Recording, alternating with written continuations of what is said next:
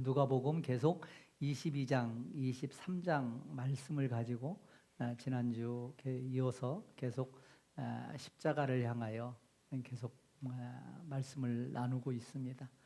주님께서 지금 십자가를 지시기 위해서 그 고난의 길을 가고 계십니다. 오늘은 특별히 십자가의 그 길 중에서 또 재판받으시고 심판받으시는 그런 모습을 통해서 함께 은혜를 나눴으면 좋겠습니다. 지난주 기억나시나요? 주님의 십자가의 길은 제자들의 배반 속에서 출발했다라고 말씀드렸습니다. 유다의 배신을 통해서 주님은 십자가를 지시기 시작하셨습니다. 너무나 사랑했던 제자들 중에 한 명이죠. 26,000시간이라는 긴 시간을 함께 했던 제자들, 12 중에 한 명이었던 유다. 그의 꿈은, 그의 비전은 주님과 달랐던 것 같습니다. 주님과 3년 동안이나 함께 했는데 내 생각과 다르다고, 내 비전과 다르다고 결국은 마지막에 주님을 떠난 유다. 참 가슴 아픈 일이 아닐 수 없습니다. 얼마나 많은 시간을 교회를 다녔느냐라는 것도 중요하지만 정말 중요한 것은 진짜 예수님을 만났느냐가 중요합니다. 정말 주님을 인격적으로 말씀 가운데, 기도 가운데, 성령의 은혜로 정말 주님을 만나시는 저와 여러분 되길 간절히 소원합니다. 유다는 자기의 비전과 꿈이 다르기에 배반했죠. 어쩌면 이 시대에도 그런 부류의 사람이 있을 수도 있습니다. 내 기도를 들어주시면 하나님이 계신 것이고, 내 기도를 들어주지 않으시면 하나님은 안 계신 그런 존재로 인식하고 말하는 사람들을 가끔은 봅니다. 여러분은 어떠십니까? 여러분은 어떠십니까? 내 기도를 들어줄 때만이 하나님이 살아계신 것처럼 느껴지십니까? 하나님은 늘 저와 여러분을 바라보시고 지켜봐 주시고 늘 함께 하심을 믿음으로 고백하며 살아계신 하나님께 늘 한 걸음 한 걸음 나가셨으면 좋겠어요. 베드로 대단한 제자였죠. 그러나 그 담대하고 그 대단했던 베드로도 주님을 멀찍이서 바라봤을 때, 불신자들 틈에 함께 있으면서 적절히 그들과 타협했을 때 주님의 마음을 참으로 아프게 했습니다. 나는 주님을 모른다, 나는 예수님을 모른다 라고 여종 앞에서, 다른 사람 앞에서 3번씩이나 부인했던 베드로.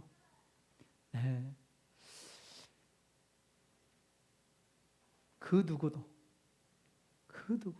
천하장사도 우리는 장담할 수 없음을 베드로의 모습을 통해서, 이런 제자들의 모습을 통해서 우리 자신을 돌아보는 그런 계기가 됐으면 좋겠다 싶습니다. 그리고 누가복음 22장 후반부에 보면 주님께서 십자가의 길을 걷기 위해서 가시는데 제자들은 누가 크냐 서로 다투었다라는 말씀도 지난주에 나누었죠. 마지막까지 주님이 십자가에 못 박히는 그 순간까지 제자들의 생각은 참 주님과 달랐던 것 같습니다. 여러분의 생각은 어떻습니까? 여러분의 마음과 여러분의 생각은 주님과 얼마나 일치하고 계신가요? 아니면 주님과 참 많이 다른 자신을 혹시 발견하고 있지는 않습니까? 틈만 나면 옛 본성은, 우리가 믿었다고, 우리가 예수님을 믿는다고 고백하면서 살아가는데도 틈만 나면 옛 본성은 스멀스멀 올라오는 우리의 모습이 아닌가 생각해 봅니다. 주님은 겟세마네 동산에서 습관을 따라 마지막까지 기도하셨습니다. 겟세마네는 기름 짜는 틀이라고 말씀을 드렸죠. 그곳에서 자기 자신을 쥐어짜듯, 아니 자기 자신을 죽기까지, 자기 자신의 기름을 짜기 위해서 올리브가 됐든 꾀가 됐든 형체를 산산조각 내고 기름을 내듯이 쥐어짜듯이 주님은 그렇게 겟세마네 동산에서 땀방울이 핏방울이 되도록 기도하셨고, 그리고 십자가의 길을 걸으셨습니다. 저와 여러분 끝까지 승리하시는 저와 여러분 됐으면 좋겠습니다. 오늘 본문은 재판에 대한 이야기입니다. 재판에 대한 이야기입니다. 지금 저와 여러분은 민주주의를 표방하고 민주주의의 정체성을 가진 그런 나라에서 살고 있습니다. 민주주의의 최후의 보루는 여러 가지가 있겠죠. 요즘에 또 선거 관련해서 많은 이야기들이 나오기도 하는데 선거도 중요하죠. 그러나 이 공정한 재판은 너무너무 중요한 이야기가 아닐 수 없습니다. 공정한 재판을 위해서 억울한 사람이 생기지 않도록 굉장히 많은 다양한 촘촘한 제도를 두고 있죠. 예수님은 어떤 심판, 예수님은 어떤 재판을 받으셨을까요? 여러분 생각하기에 예수님은 굉장히 공정한 재판을 받으셨나요? 아니면 억울한 재판을 받으셨다고 생각하시나요? 어떻습니까? 성경은 재판에 대해서 어떻게 이야기하고 있을까요? 3,500년 전에, 지금으로부터 3,500년 전에 모세가 이스라엘 백성들을 애굽에서 이끌고 나와서 40년 광야에서 훈련을 시킵니다. 그리고 광야 생활을 마무리하고 이제 가나안 땅을 앞두고 모압 평지에서 마지막 훈계, 마지막 훈시, 마지막 말씀을 하는 내용이 신명기 말씀입니다. 그래서 신명기 말씀은 하나님께서 40년 동안 특별히 시내산에서 말씀을 주셨던 그 말씀을 40년 동안 어떻게 살아냈는지, 성공과 실패의 삶이 있는데 그것을 요약해서 축약해서 이제 불신의 구세대는 다 가고 만나 세대, 새로운 세대를 앞에 두고 이제 가나안 땅에 들어가서 이제 본격적으로 하나님의 자녀로서 가나안 땅에 어떻게 살아가야 될지를 구구절절히 말씀하는 내용이 신명기 말씀입니다. 1장부터 34장까지 길지 않은 내용이지만 그 말씀을 한 달여 동안 모압 평지에서 모세는 죽기 직전에 토해내듯이 그 말씀을 토해냈습니다. 그리고 모세는 하나님의 부름받아 가나안 땅에 들어가지 못하고 죽었죠. 그리고 이제 한 달 동안 이스라엘 백성은 애곡한 후에 2달여 후에 가나안 땅에 들어갔습니다. 그 신명기 말씀의 1장에서 무엇을 이야기하고 있느냐? 재판에 대한 이야기를 하고 있습니다. 신명기 1장 16절 17절의 내용입니다. 내가 재판장들에게, 지금 모세가 재판장들을 세웠습니다. 백부장, 천부장, 그들이 통치의 영역도 있지만 재판의 영역도 있었거든요. 내가 재판장들에게 당부하는 거예요. 과거에도 당부했지만 다시 한번 당부하노라. 너희가 송사를 들을 때 너희 중에 서로 간에 싸움과 분쟁이 있을 수 있는데 그 싸움, 쌍방 간에 송사가 있을 때 공정하게 판결하라라고 이야기하고 있습니다. 형제들끼리, 이스라엘 백성들끼리의 문제뿐만 아니고 타국인에게도 그리하라라고 이야기하고 있습니다. 여러분, 3,500년 전에 타국인은요, 노예나 종이 아니면 타국인이 들어와서 함께 살 일이 거의 없었습니다. 그런데 3,500년 전에도 하나님께서 이스라엘 백성들뿐만 아니라 누구도요, 타국인도 누구도요, 노예와 종일지라도 억울한 일이 없도록 공정하게 재판하라라고 이야기하고 있습니다. 그러면서 이야기합니다. 재판은 누구에게 속했다? 재판은 하나님께 속했다라고 이야기하고 있습니다. 여러분, 재판의 영역은요, 누군가를 판단하는 영역은요, 사람의 영역이 아니라고 얘기하고 있습니다. 우리는 살아가면서 얼마나 많이 판단합니까? 누구를 보고, 겉모습을 보고, 한번 만나보고, 잠깐 만나보고, 이 사람 이렇다, 저 사람 저렇다. 우리는 얼마나 많이 판단합니까? 얼마나 많이 재판합니까? 하나님은 재판은 하나님께 속한 것이라고 말씀하고 있습니다. 누구를 판단하는 일은 저와 여러분의 일이 아니라는 것이죠. 재판할 때 외모를 보지 말라고 이야기합니다. 귀천을 차별 없이 들으라고 이야기합니다. 그 사람이 권력을 가졌든 많이 가졌든 그 사람의 낯을 두려워하지 말라고 이야기합니다. 그러면서 마지막에는 결단하기 어려운 일이 있느냐, 굉장히 고민이 많이 되느냐, 그러면 내게로 돌려라. 네, 모세에게 가져와라. 요즘 말로 하면 1심에서 판단하기 어려우면 다시 한번 2심에서 하고 또 대법관이 하고, 네, 2심 3심제가 있죠. 그렇게 얘기하고 있습니다. 네, 구약의 성경은 공정한 절차에 대해서 굉장히 많이 강조하고 있습니다. 억울한 사람이 없도록 하라는 거예요. 네, 그리고 증인도 한 명의 증인의 이야기를 듣고 결코 속단하지 말라고 이야기하고 있습니다. 레위기 19장 15절에서 증인은 한 명으로는 안 된다. 최소한 둘 또는 셋의 이야기를 듣고 재판하라고 이야기하고 있습니다. 네, 의증죄 마찬가지죠. 네, 법정에서 의증죄 용납할 수 없다고 이야기합니다. 의증죄를 범하면 그 사람에게 그 사람이 말한 대로 다시 갚아주라고 신명기 19장에서 이야기하고 있습니다. 네, 그리고 뇌물 관련해서도 출애굽기 23장에서 이야기하고 있습니다. 아무리 올바른 사람이라 할지라도 뇌물은 그 사람의 눈을 어둡게 한다고 이야기하고 있습니다. 그리고 아무리 의로운 사람이라 할지라도 그의 말을 굽게 한다라고 이야기하고 있습니다. 그만큼 재판은, 그만큼 심판은 하나님의 영역이기에 그걸 위임받은 자는 정말 신중하게, 정말 공정하게, 정말 억울함이 없이 하라고 이야기하고 있는 겁니다. 그런데 주님의 재판은, 주님의 신문은 어땠나요? 네, 오늘 함께 본문으로 정한 누가복음 23장 13절 16절은 이제 빌라도가 예수님께서 4번의 재판을 받잖아요.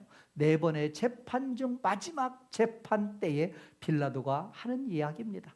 우리 한 목소리로 같이 한번 봉독하도록 하시죠. 빌라도가 대제사장들과 관리들과 백성을 불러 모으고 이르되 너희가 이 사람이 백성을 미혹하는 자라 하여 내게 끌고 왔도다. 보라, 내가 너희 앞에서 신문하였으되 너희가 고발하는 일에 대하여 이 사람에게서 죄를 찾지 못하였고 헤롯이 또한 그렇게 하여 그를 우리에게 도로 보내었도다. 보라, 그가 행한 일에는 죽일 일이 없느니라. 그러므로 때려서 놓겠노라. 네, 지금 빌라도가요, 네 번째 재판을 하고 있는데 죄를 찾았어요? 못 찾았어요? 못 찾았습니다. 주님에게서 죄를 찾지 못했다라고 이야기하고 있습니다. 심지어 헤롯에게로 보내서 한 번 더 재판을 받게 했는데 마찬가지 못 찾았다라고 이야기합니다. 그러면서 그가 행한 일을 통해서 도대체 죽일 만한 일이 없다라고 얘기합니다. 그러면 그냥 풀어줘야 되잖아요. 그냥 즉각 풀어줄 수 있는 권한이 빌라도에게는 있잖아요. 그런데 빌라도가 뭐라고 얘기합니까? 때려서 놓겠노라. 죽도록 때려서 풀어주겠다고 이야기를 합니다. 네, 빌라도가 공정한 재판관일까요? 네, 그렇지는 않은 것 같죠. 않은 것 같죠. 네, 죄를 찾지 못했다라고 이야기하고 있습니다.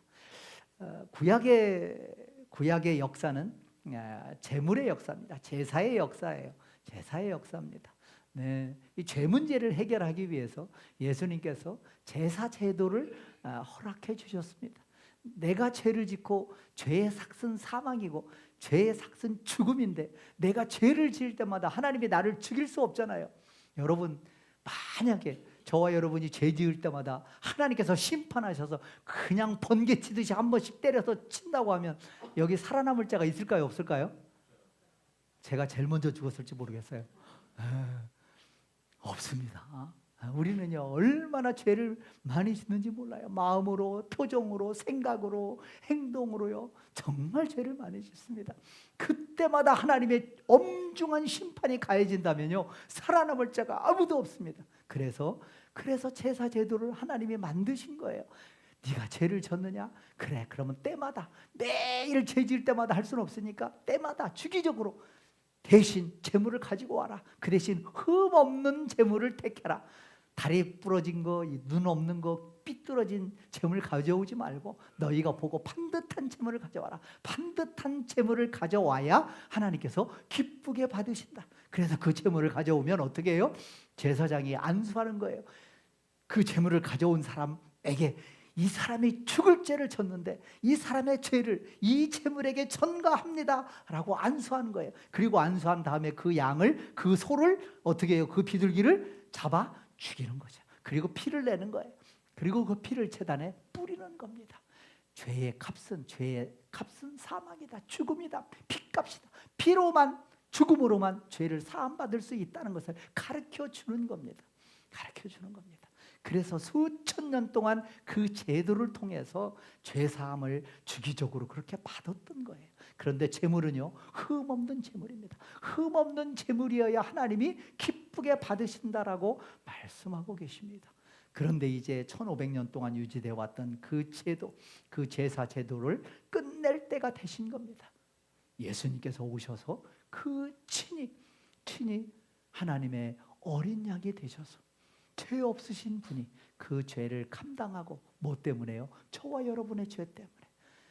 저와 여러분의 죄 때문에 아무리 제사를 드려도 본질적으로 사함 받을 수 없는 그 죄 때문에, 어떻게 해서라도 사함 받을 수 없는 그 죄 때문에, 그 죄의 깊고 큰 뿌리, 그것 때문에 주님께서 오셔서, 주님께서 죄 없으신 분인데, 히브리서 4장 15절에 주님은 저와 여러분과 같이 똑같이 시험을 받은 죄로 돼 죄는 없으신 분이다라고 말씀하고 계십니다. 죄 없으신 그분을 통해서 저와 여러분의 모든 죄 문제를 해결하기 위해서 주님께서 오셨습니다. 네. 이제 예수님의 십자가 죽으심으로, 예수님의 피값으로 저와 여러분이 죄 사함을 받은 거예요. 우리는 하나님의 자녀가 되었습니다. 믿고 영접하는 자에게 하나님의 자녀가 되는 권세를 주셨다고. 우리는 그래서 하나님의 의로 옷 입은 겁니다. 예수 그리스도의 선열한 피로 무늬가 새겨진 하나님의 의의 옷을 저와 여러분이 입은 겁니다. 그래서 하나님 앞에 저와 여러분은 의인으로 하나님의 자녀 천국에 갈 수 있는 것이죠. 저와 여러분의 본질이 바뀌었나요? 그 옷을 들추어내면, 저와 여러분의 내부를 들추어내면 말로 표현할 수 없는 그런 죄의 본성들이 남아있죠. 그러나 하나님은 그 의의 옷을 입은 그 모습을 보고 저와 여러분을 구원하시는 겁니다. 구원하신 거예요.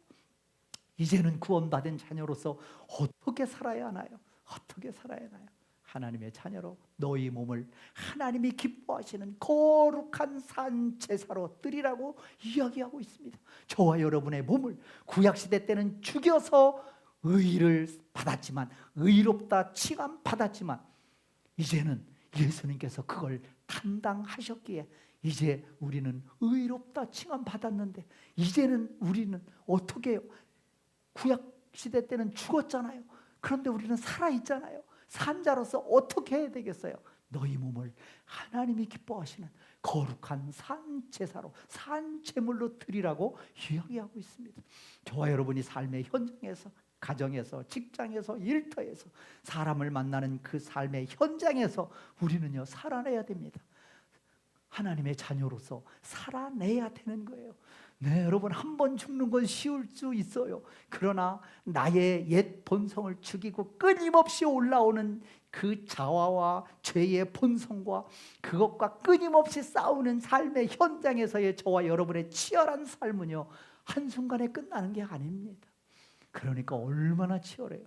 정말 치열합니다. 그 치열한 삶을 살아내고 계시잖아요.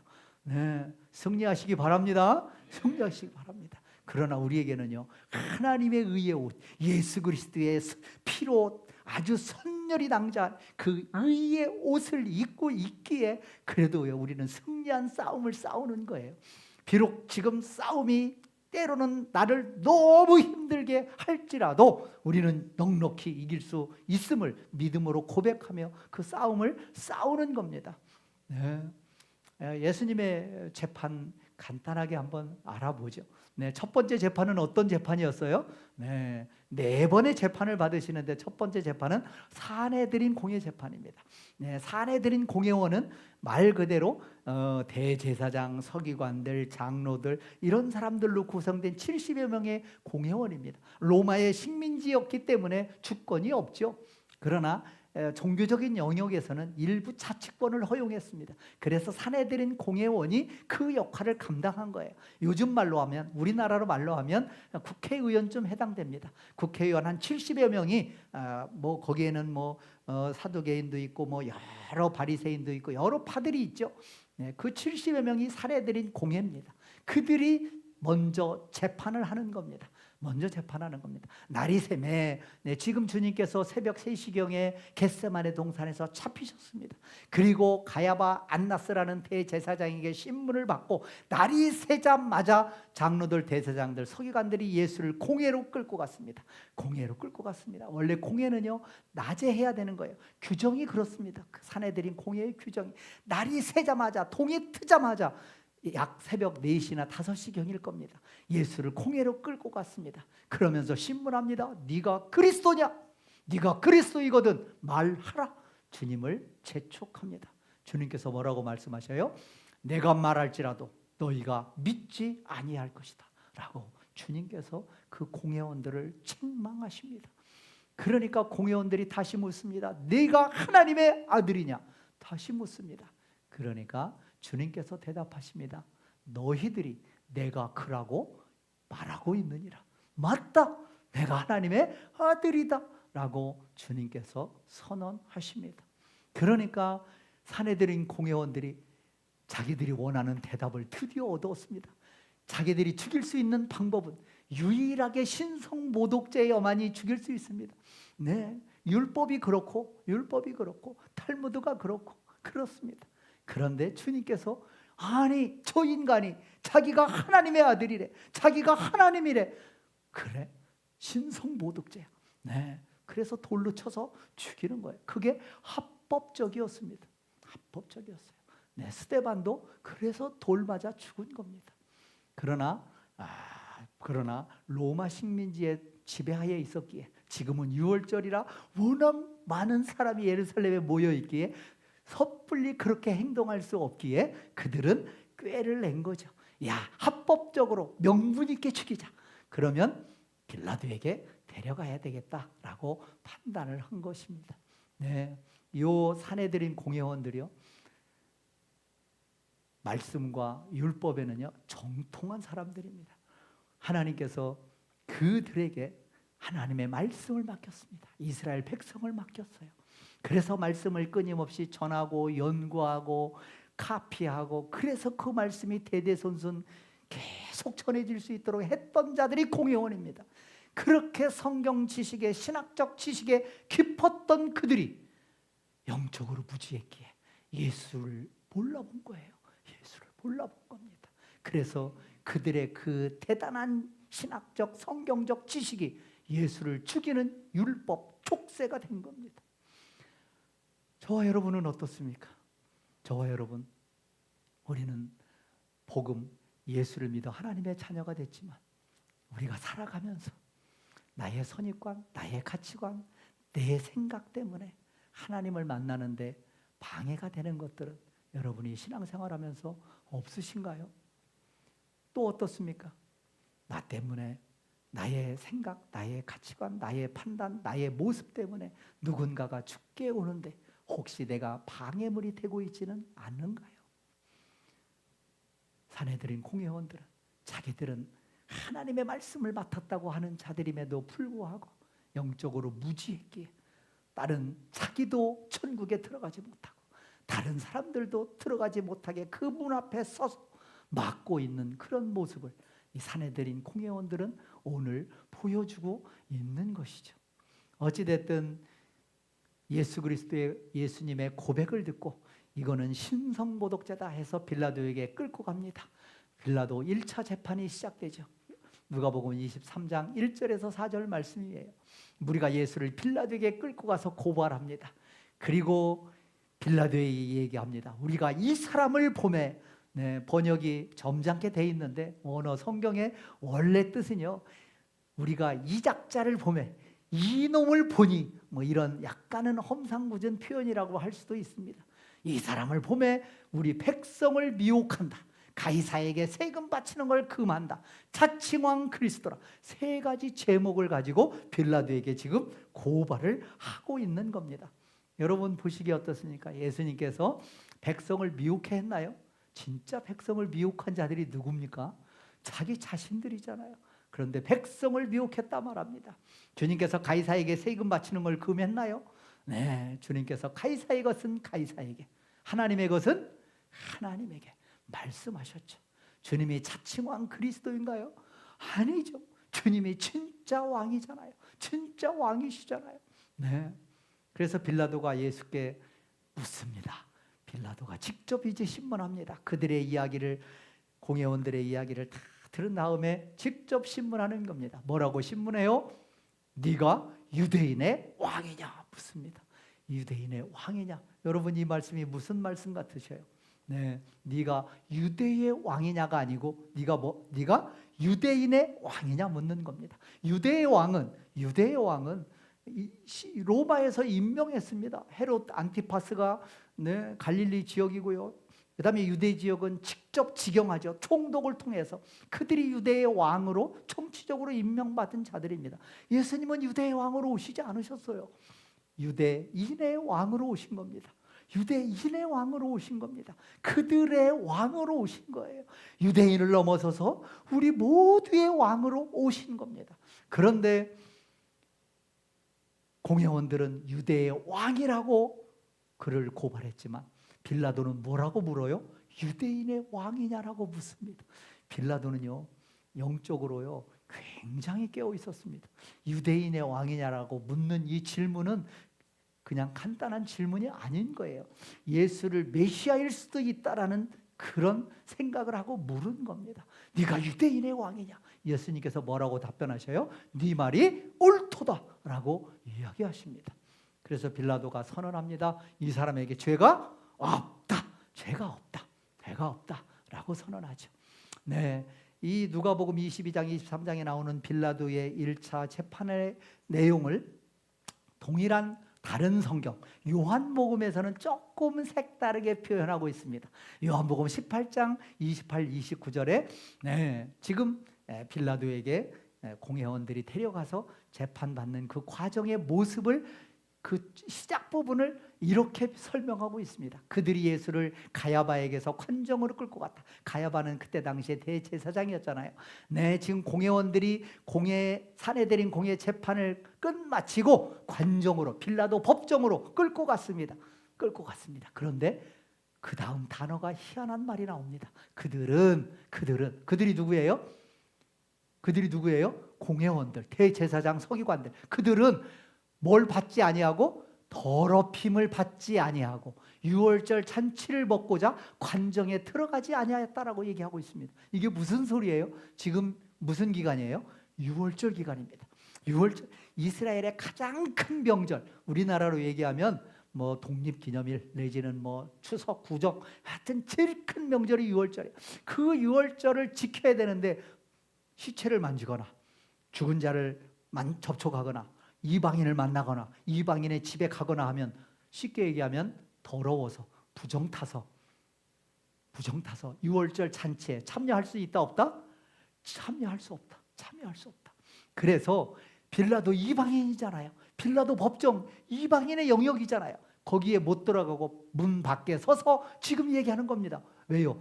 자기들이 몸이 더러워져서, 율법을 어겨서 몸이 더러워지면 유월절 잔치에 참여할 수가 없기 때문에 그들이 더럽힘을 받지 아니하고 유월절 잔치를 먹고저 들어가지 않는 거예요. 그래서 빌라도가 거꾸로 안에서 밖으로 나와서 이 일을 해결하고 있는 장면을 볼 수 있습니다. 여러분, 이 모습이 어떻습니까? 여러분, 이 공회원들의, 이 종교 지도자들의 모습이 어떻습니까? 아무 죄 없는 예수님을 지금 십자가에 못 박아 죽일 그 음모를 꾸미는 자들이 유월절 잔치에 더러우면 안 되니까, 이방인하고 접촉하면 안 되니까, 네, 자기는 빌라도 법정에 들어가지 않겠다, 밖에서 나와서 재판해달라라고 하는 이 모습이 어떻습니까? 위선의 극치를 달리고 있는 것이죠. 쉽게 얘기하면 이렇게 비유하면, 표현하면 맞는 것 같습니다. 지금 누군가를 살인하고 음모를 꾸미고 손에 시뻘건 피를 묻힌 채, 네, 누군가와 앉아 있으면서 네 손이 더럽다, 나는 너와 같이 정결하게 깨끗하게 손을 씻지 않은 자와 밥 먹을 수 없다 라고 말한다면, 여러분, 그 살인자를 여러분 어떻게 생각하시겠습니까? 이스라엘 종교 지도자들의 모습이 얼마나 위선적인지, 얼마나 외식적인지를 지금 적나라하게 표현해주고 있는 말씀이 요한복음 18장의 모습입니다. 네, 그러면서 빌라도가 다시 묻는 거예요. 네, 요한복음에서 똑같이 유대인의 왕이냐 묻습니다. 그러니까 주님께서 반응을 조금 다른 말씀을 하셔요. 유대인의 왕이다 라고 이야기하니까, 아까 누가복음에서는 네 말이 옳도다 라고 이야기했는데, 요한복음에서는 뭐라고 얘기해요? 네가 스스로 하는 말이냐, 아니면 다른 사람들이 그렇게 얘기하니까 너도 그렇게 하느냐 라고 묻습니다. 이 말은요, 예수님이 유대인의 왕입니다, 우리 인류의 왕입니다, 우리의 구세주이십니다, 우리의 그리스도십니다 라고 하니까 다시 되묻는 겁니다. 네 고백이냐? 다른 사람이 그렇게 말하니까 너도 그냥 덩달아서 따라하는 것이냐? 묻는 거예요. 빌라도에게 묻는 겁니다. 빌라도에게, 네, 여러분, 예수가 그리스도라는 사실을 여러분은 다 믿음으로 고백하죠. 다른 사람이 그렇게 고백하니까, 성경에 그렇게 써 있으니까, 목사가 그렇게 얘기하니까 그렇게 고백합니까? 그렇다면 나와 관련이 없는 거예요. 나와 관련이 없는 겁니다. 예수는 나의 왕이어야 합니다. 예수는 나의 대제사장이어야 하는 겁니다. 예수는 나의 선지자가 되어야 되는 겁니다. 다른 사람의 왕이 아니고 예수님은 나의 왕이어야 하는 겁니다. 그래서 나를 다스리는 왕으로 인정해야 되는 겁니다. 예수는 나의 대제사장이어야 하는 겁니다. 나의 죄 문제를 해결해 주신 분이 예수님인 거예요. 다른 사람의 죄가 아니라 나의 죄의 모든 것을 해결해 주신 분이 예수님이라고 고백하는 겁니다. 저와 여러분의 고백이어야 되는 거예요. 다른 사람이 고백하니까 나도 그렇게 생각해가 아니고, 저와 여러분의 고백으로 예수님을 나의 왕, 나의 대제사장, 나의 선지자, 나를 진리 가운데로 이끌고 가실 유일한 분, 그렇게 고백하시는 저와 여러분이 되시기를 간절히 원합니다. 그러면서 빌라도가 마지막에 묻는 거예요. 진리가 도대체 무엇이냐 묻습니다. 야, 빌라도는요, 이방인 중에 가장 진리 근처까지 온 사람입니다. 실제 예수라는 분을 공간적으로 만나서 당시에는 자기가 총독으로서 우월적 위치에서 심판하고 재판하는 자리에 있었던 자니까요, 대단한, 어떻게 보면 특혜 자리에 있을 수도 있습니다. 그런데요, 여러분, 진리의 근처까지 갔다고 진리를 아는 게 아닙니다. 근처까지 갔다고, 예수를 공간적으로 만났다고, 공간 안에서 만났다고, 예수를 교회에 와서 고백한다고, 예수를 만났다고, 들었다고, 정말 예수를 만난 게 아닌 거예요. 빌라도가 그랬습니다. 유대인의 왕이라고까지 고백했습니다. 진리가 무엇이냐라고 질문했습니다. 그런데 주님께서 이에 대해서 말씀하지 않으셨습니다. 그리고 빌라도가 떠나갔습니다. 아마도 빌라도의 마음을 주님께서 아셨던 것 같습니다. 빌라도의 진심이 무엇인지를. 가장, 여러분, 교회를 다녔는데, 평생을 교회 다녔는데, 평생을 헌신한다고 했는데, 마지막에 하나님 앞에 섰을 때 너 누구니? 너 이렇게 얘기한다면 얼마나 가슴 아픈 일이고 얼마나 땅을 치며 통곡할 일입니까? 그런 자 없기를, 우리 초대교회에서 신앙생활 하시는 여러분들은 그런 자 한 명 없기를 간절히 소원합니다. 소원합니다. 네.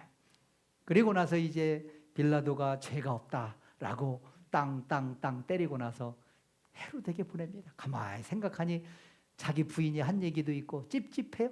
그래서 야, 예수라는 자가 갈릴리 출신 아니냐? 갈릴리 담당이 누구냐? 헤롯 안티파스라는 분봉왕 아니냐? 그래서 헤롯에게 보내서 헤롯의 재판이 열리게 된 겁니다.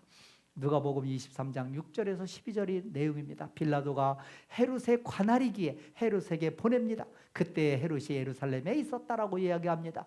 헤롯이 예수를 보고 기뻐했습니다. 왜냐하면 오래전부터 보고자 했기 때문이죠. 그런데 헤롯이 보고자 했던 이유는 단 하나입니다. 이적 행하심을 볼까 말았던 연고이다. 왜냐하면 헤롯 안티파스는 예수에 대한 소문을 너무 많이 들었습니다. 자기가 미워서 자기를 욕하는 헤롯, 그 세례 요한을 죽이고 나서 죄책감에 시달렸는데 그 다시 환생한 예수가 나타났다라고 하니까 얼마나 두려운 마음에서 또는 궁금했겠어요. 그러면서 4,000명을 먹여 살리고 5,000명을 살리고 죽은 자를 살리고 바다 위를 걷고 이런 이적들을 들었습니다. 헤롯 안티파스는 다 들었습니다. 그래서 보고 싶었던 거예요. 만나고 싶었던 거예요. 그런데 그는 수준이 거기까지였습니다. 이적 행하심을 자기도 원하고 이적 행하는 것을 본다면 그래도 혹 이런 마음이었습니다. 여러분 어떠십니까? 우리가 전도하다 보면 그런 사람 많이 있잖아요. 나에게 보여주면 믿겠다. 나에게 보여주면 믿겠다. 하나님의 이적 행하심을 내가 보면 믿겠다. 여러분 진짜 이적이 뭔지 아셔요? 이렇게 살아서 호흡하며 일상을 살아내며 6월 21일 복된 주일날 이렇게 예배당에 나와서 예배드리는 거예요. 이것보다 더 큰 기적이 있나요? 어제 죽어간 사람은요, 죽었다 깨나도 오늘 이 자리 못 나옵니다. 죽었다 깨나도 못 나옵니다. 여러분요, 일상을 소화하면서 호흡하는 거예요. 네, 저는 봤습니다. 저희 아버지 마지막 순간에 호흡 한 번 하는 게 얼마나 힘든 일인지. 폐가 망가지면요, 호흡하는 거 정말 힘듭니다. 그 사람들의 소원이 뭔지 아셔요? 심호흡 한 번 하는 겁니다. 심호흡 한 번 하는 게 그 사람들의 소원입니다. 할 수 있나요? 못합니다. 병상에 누워 몸 하나 움직일 수 없는 환자요, 걸을 수 있나요? 못 걷습니다. 죽었다 깨나도 회복되지 않으면 못 걷습니다. 저와 여러분이 오늘 누리는 일상에 호흡하고 먹고 마시고 행동하는 것 하나하나 기적입니다. 기적 아닌 게 없습니다. 여러분, 이거는요, 잠깐 동안 저와 여러분에게 주어진 겁니다. 얼마가 될지는 하나님만이 아시는 겁니다. 그 시간 동안 허락된 기적입니다. 그 기적을 우리는 맛보면서 살아가면서 감사함으로 살아가시는 저와 여러분 되기를 간절히 소원합니다. 소원합니다. 헤롯은요, 주님을 만나고 싶어 했는데 주님을 만났습니다. 그런데요, 마음에 감동이 없어요. 마음에 아무 감흥이 없는 겁니다. 여러분 예배 드리는데 졸리십니까?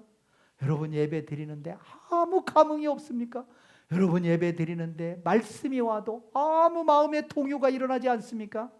여러분 비극입니다. 이거보다 더 큰 비극은 없는 겁니다. 이거보다 더 큰 비극은 없습니다. 주님 만날 때 저와 여러분의 마음이 뜨거워지고 주님 말씀 들을 때 저와 여러분의 마음이 그런 저와 여러분 됐으면 좋겠습니다. 헤롯이 다시 재판 후에 빌라도에게 보냅니다. 그래서 빌라도 2차 재판, 네 번째 재판이 벌어지는 거예요. 빌라도가 이 사람에게서 죄를 찾지 못하겠다라고 이야기합니다. 그래서 때려서 놓겠더라. 그러니까 무리가 소리질러 외칩니다. 십자가에 못 박아라, 십자가에 못 박아라. 그러니까 빌라도가 또 외칩니다. 때려서 놓겠다. 죽도록 때려서 놓겠다라고 이야기합니다. 그들이 더 큰 소리로 재촉합니다. 십자가에 못 박아라. 십자가에 못 박아라.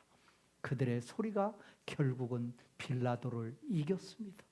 그래서 빌라도는 그들이 구하는 대로 결국은 사형을 언도하고 예수를 그들에게 넘겨줍니다. 그래서 그들의 뜻대로 하게 했다라고 이야기하고 있습니다. 네, 예수님은 참 억울하시죠. 억울하게 죽으셨습니다. 죄 없으신 분이 십자가에 못 박혀 돌아가셨으니까요. 네, 그 주님이 당하신 고난과 그 고통의 깊이는요, 우리 인간은 알 수 없습니다. 네, 십자가의 그 고난의 그 고통의 그 크기는요, 알 수 없습니다. 여러분, 그냥 총 맞아 죽는 건요, 정말 쉽습니다. 한순간에 죽잖아요. 북한이 김정은이의 주특기가 공개 처형이잖아요. 그것도 막 지난번에 옛날에 장성택이 보니까 그걸 그냥 일반 소총으로도 안 쓰고 뭘로 쐈어요? 막 이 굵은 총이잖아요. 막 고사총으로 막 그냥 막 시체 그냥 완전히 선생 쪽을 내버려 그렇게 죽였잖아요. 네, 사실은요 그렇게 죽는 건요 어떻게 보면 죽음 중에서 행복한 죽음입니다. 한 순간에 죽는 거예요. 그런데 십자가의 죽음은요 손과 발에 못 박고요 몸에서요 물과 피를요 산채로 다 쏟아낼 때까지 그 당하는 극심한 고통은요 인간이 감당할 만한 형용할 수 없는 그 고통이라고 많은 사람들이 얘기합니다. 주님께서요 그렇게 십자가상에서 서서히 죽어가신 거예요. 그 고통은요 아무도 흉내낼 수도 없고요 따라갈 수도 없습니다. 얼마나 억울한 죽음입니까? 그런데 하나님의 큰 틀에서 하나님의 섭리 안에서 보면요 이 죽음은요 놀라운 죽음입니다. 구약의 1500년 동안 지내왔던 제사 제도의 완결판입니다. 누가 예수님을 지금 십자가에 못 박으라고 끌고 왔어요? 네, 종교 지도자들이. 잘났다는 그 종교 지도자들이 끌고 왔습니다. 죄인 중에 괴수입니다. 일반 이스라엘 백성들보다 그 공회원들이 훨씬 더 많은 죄를 지은 죄인의 괴수입니다. 그들이 자기는 거룩한 척 예수를 끌고 십자가에 못 박으라고 빌라도한테 끌고 왔습니다. 구약시대 때 1500년 동안 이어온 제사에서 누가 제물을 가져왔나요? 누가 흠없는 양을, 누가 흠없는 소를, 누가 흠없는 비둘기를 가져왔나요? 죄인이 가져온 겁니다.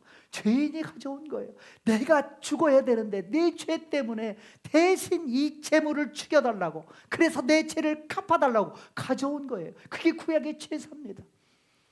아무 흠없는 예수님을 죄인들이 끌고 온 거예요. 죄인 중에 괴수인 그 유대 종교 지도자들이 자기는 거룩한 양, 깨끗한 양 끌고 왔지만, 예수님을 데리고 왔지만 사실은 그들이 죄인의 괴수인 것이죠. 그래서 이 죄 문제를, 인류의 죄 문제를 해결해 달라고 하늘지성소 예수님께서 단번에 이 모든 문제를 해결하시는 그 현장에 예수님을 데려온 겁니다. 그리고 빌라도가, 제사장이 이게 흠이 있는지 없는지, 다리가 부러졌는지 막 검사해서 제물로 인정하고 그를 안수하고 죽였듯이, 그 제물을 죽였듯이 빌라도를 통해서 죄가 없다, 예수는 죄가 없다, 예수는 죄가 없다, 그렇게 한 번, 두 번, 세 번 그 예수를 십자가에 못 박으라고 그 외치는 군중의 소리를 듣고서도 빌라도는 죄가 없다, 차라리 내가 죽도록 때려서 놓겠다라고 빌라도가 역사적으로 로마라는 그때 당시에 세계의 패권을 쥐고 있는 로마의 법정을 활용해서 예수가 죄 없음을 역사적으로 기록한 겁니다. 남긴 거예요. 죄 없으신, 죄 없는 제물이어야 하나님께서 기쁘게 받으시는데, 우리는 인간 중에는 죄 없는 존재가 없잖아요. 그래서 하나님이 친히 인간의 몸으로 이 땅에 오셨습니다. 그분이 예수님이에요.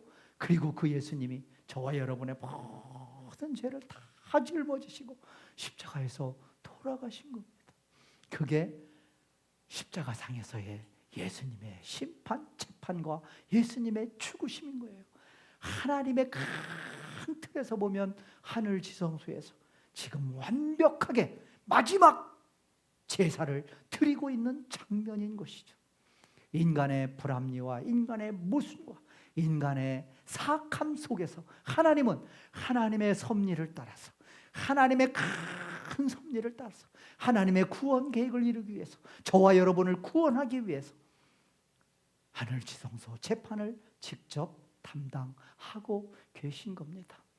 저와 여러분이 이제 앞으로 어떻게 살아가야 될까요? 어떻게 할 것인가? 묵상 포인트 2가지만 말씀 나눕니다. 첫 번째는요, 우리는 빌라도, 또 헤롯 안티파스, 그리고 또 많은 공회원들, 종교 지도자들, 위선과 그 가식의 극치를 보이고 있는 저들의 모습을 바라보면서 외식적, 형식적 신앙은 벗어버려야 됩니다. 벗어버려야 됩니다. 에베소서 4장 21절에서 이야기합니다. 너희는 유혹의 욕심을 따라 썩어져가는 구습을 따르는 옛사람을 벗어버려라. 옛사람을 벗어버리기 바랍니다.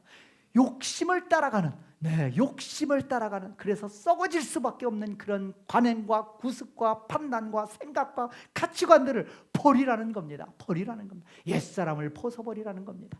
옛사람에 대해서 구체적으로 에베소서에서 4장에서 이야기하고 있습니다. 허망한 것이라고 이야기합니다. 죄에 감각 없는 자라고 얘기합니다.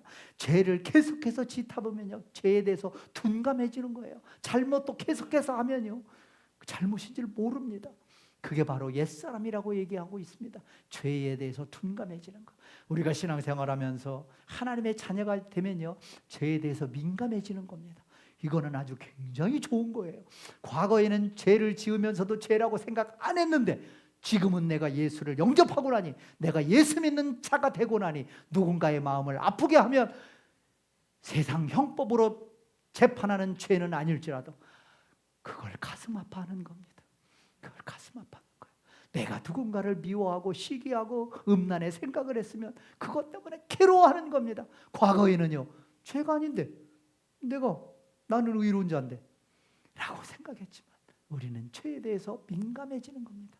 죄에 대해서 민감해지시는 저와 여러분 되기 원합니다. 죄에 대해서 감각 없는 자가 옛사람입니다. 방탕입니다. 더러운 욕심입니다. 땅에 있는 지체입니다. 음란입니다. 더러운 생각입니다. 탐심입니다. 분노입니다. 노여움입니다. 비방입니다. 이런 것들은요, 벗어버리래요. 이런 것들은요, 죽이래요. 여러분, 저와 여러분의 옛사람, 저와 여러분의 이게 남아있는 땅의 지체 무엇이 남아있습니까? 여러분, 죽이시기 바랍니다. 여러분, 벗어버리기 바랍니다. 그게 사는 길입니다. 그게 사는 길이에요. 이제 어떻게 해야 됩니까? 옛사람을 벗어버리고 새 사람을 입어야 되겠죠. 하나님을 뜨겁게 만나 새 사람을 입으시기 바랍니다. 에베소서 4장 23절 24절에서 얘기합니다. 오직 너희의 심령이 새롭게 되어 하나님을 따라, 하나님의 형상을 따라, 하나님의 형상을 따라 지음받은 우리에게는 의와 진리의 거룩함이 남아있는 거죠. 흔적이 남아있던 것을 예수님께서 다시 오셔서 회복하신 겁니다. 그래서 의와 진리의 거룩함이 우리 안에 다시 예수 그리스도로 말미암아 회복되어진 겁니다. 그것을 이제 새 사람을 그것으로 옷 입으라라고 이야기하고 있습니다. 하나님의 형상으로 옷 입어라. 하나님의 형상인 의와 진리의 거룩함으로 옷 입으라라고 이야기하고 있는 겁니다. 저와 여러분, 새로운 새 사람으로 옷 입으시길 바랍니다. 골로새서에서 말씀합니다. 새 사람은 창조하신 하나님의 형상을 따르는 거라고. 그래서 하나님의 형상 속에는 긍휼과 자비와 겸손과 온유로 옷 입으라고 이야기하고 있습니다. 그러면서 옷을 입고 허리띠를 둘러주시 허리띠를 둘러라고 얘기합니다. 그 허리띠는 서로 용납하는 겁니다. 서로 피차 용서하는 겁니다. 이 모든 것 위에 사랑을 더하는 것이라고 이야기하고 있습니다. 그것으로 옷을 입고 허리띠를 매라고 이야기하고 있습니다. 저와 여러분, 옛사람을 벗어버리고 이제는 예수 그리스도를 통해서 이제 하나님의 형상이 저와 여러분 가운데 회복이 되어졌으니 의와 진리의 거룩함의 형상을 이제 새롭게 옷 입고 새 사람으로 새 옷을 입고 멋진 이 옷을 입고 그리고 피차 용서, 피차 사랑, 그리고 사랑의 허리띠를 메고 멋지게 살아가시는 저와 여러분 되기를 간절히 소원합니다. 감사합니다. 오늘 함께 오늘 나눈 말씀 기억하며 하나님 앞에 기도로 나아가겠습니다.